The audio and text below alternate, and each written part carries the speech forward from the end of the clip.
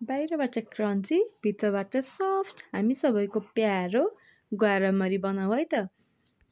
1 cup गहुँको आटामा थोरै नुन, चिनी, इस्ट र मनतातो पानी राखेर यसलाई राम्रोसँग मिक्स गर्ने। यतिको मिक्स गरिसकेपछि यसलाई चाहिँ छोपेर रातभरि या त 5-6 घन्टा जति भिज्न छाडिदिने। त्यसपछि यो यस्तो बन्छ। अब यसलाई फेरि राम्रोसँग मिक्स गर्ने। हात पानीमा भिजाउँदै थोरै थोरै ब्याटर राख्दै यसलाई तेलमा तार्ने।